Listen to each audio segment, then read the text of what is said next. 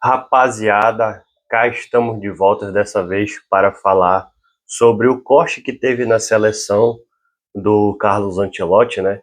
Já que não temos mais o único lateral direito em si que tinha na seleção, que era o jogador Wesley, né, da Roma.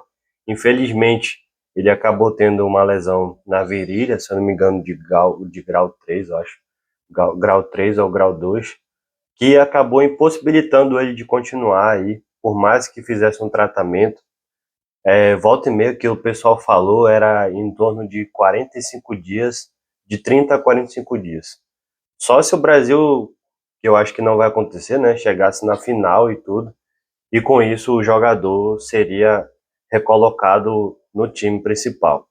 Mas como isso fica longe de ser a realidade, né, do time e tudo, o Brasil precisa passar por diversas seleções até chegar à final.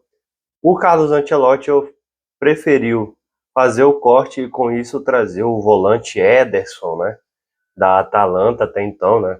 Muitos se falam aí que ele pode ir para o Manchester United agora nessa nova temporada. Vamos ver os desfechos até então.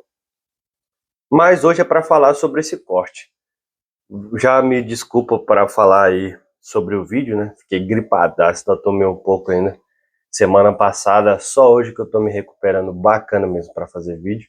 Mas, demais delongas, vamos começar a falar sobre o volante Ederson.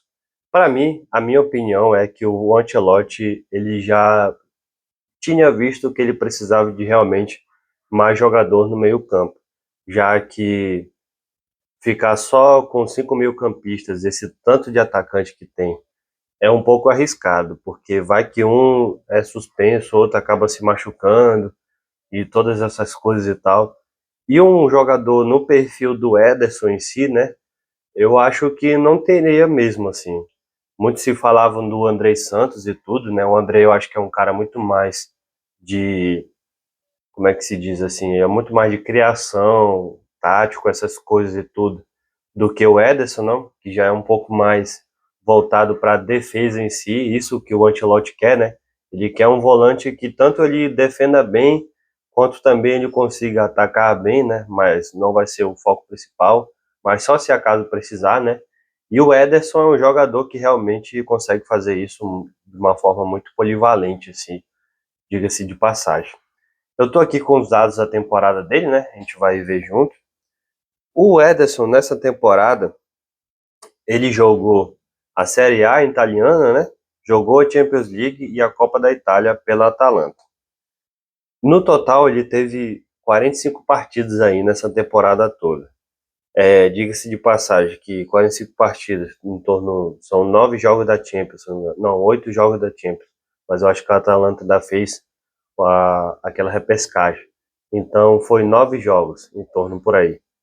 E a gente tira da temporada 30 e poucos. Basicamente é o tanto de jogos assim que deu. O Ederson perdeu pouco jogo aí durante essa temporada que teve. Marcou 3 gols, fez 2 assistências, e aqui já é um ponto importante. O Ederson em si, ele já é diferente do Andrei Santos em questão de estatísticas assim, de gols e assistências, porque ele é aquele volante assim, é aquele meio-campista, eu digo assim, meio-campista muito mais de box to box, né? Como o pessoal fala hoje. Fica jogando nas duas áreas assim, e é muito mais a questão de pressão e também a questão de marcação para o seu time, né? Contra o time adversário. E aqui, para ser mais dividido, basicamente era isso mesmo que eu imaginava. O Ederson, ele jogou 30 jogos pelo campeonato italiano, basicamente jogou quase a temporada toda. Teve 2 gols e uma assistência. E também na Champions League ele jogou 9 jogos e fez 1 gol e uma assistência. E ele teve um registro de precisão de passe de quase 90%. Rapaz, isso aqui é muito bom. 88,12% de precisão de passe nos jogos da Champions League, são jogos difíceis, né? Então eu digo que realmente o cara jogou bem aí essa temporada. Por mais que ele jogue na Atalanta, né, um pouco assim, não tendo tanto destaque igual os outros jogadores que jogam em outros times mais altos, Mas eu acho que o Ancelotti em si já dá de ver que isso não tem muita desculpa para ele, já que a gente tem um jogador que o cara é vice-artilheiro dessa temporada da Premier League, é jogador do Brentford, né? A gente vê que o Ederson, que joga na Atalanta, que não é um time assim que joga bem, mas não disputa muitas coisas, então fica nessa questão. E justamente os outros dados assim que tem do Edson aqui, ele tem como eficácia uma questão defensiva. Ele ganhou 53% dos duelos no chão que ele disputou nessa temporada. Basicamente aí são 22 jogos por aí que ele se deu bem de turnos. Assim, claro que o cara não vai ter uma porcentagem perfeita, né? Mas o cara jogou muito bem. E o vigor físico dele, ele manteve uma das maiores médias de quilometragem percorrida durante todas as partidas que ele disputou, sem nenhuma queda de rendimento no segundo tempo. Então dá de ver que o Ederson em si, ele é um jogador bem preparado fisicamente e também em questão de qualidade, né? Eu acho que o Ancelotti pensou nisso, então tem todas essas questões aí interessantes que a gente pode ressaltar. Realmente eu acho que precisava de mais um cara assim. Para mim, eu acho que o Casemiro não se dá bem com essa formação de 4-4-2-4, porque fica só ele e o Bruno Guimarães ali. Fica muito difícil para ele. Eu acho que ou já trocaria o Casemiro pelo Danilo ou então pelo Ederson aí, por questão pensando que o Ancelotti ainda vai manter essa formação. Se acaso o Ancelotti não manter essa formação, também seria muito bom, porque aí fica o Casemiro ali, bota dois meio-campistas, né? No caso seria o Bruno Guimarães e o Ederson, ou então o Danilo, ou até o Paquetá, né? Só que esses caras de box to box, o Bruno Guimarães faz muito isso. Ou seja, também o Ederson se sairia muito bem nessa questão. Eu acho que daria um encaixe perfeito, né? Isso a gente pensando em questão de jogo. E um 4-3-3 tradicional.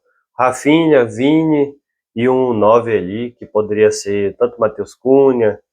Eu acho que o Igor Thiago já mostrou que não é bom ele iniciar, né? Mas por uma questão de pressão e tudo, já faltando acho que uns 30 minutos. É bom ter o Igor Thiago ali. É um cara que realmente pressiona muito bem, mas em questão de qualidade no pé acaba pecando um pouco, isso não é o forte dele, né? A gente já vê que no Brentford ele não tem muito disso, mas eu acho que pode ser ele ou então até o Endrick, né? Quando vem entrando, vem respondendo, mas no geral é isso aí.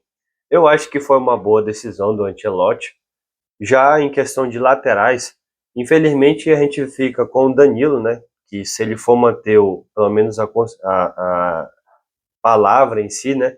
Ele vai ter que manter o Danilo do Flamengo na lateral direita, mas eu acho que não é isso que vai acontecer, vai ficar o Ibanes ali.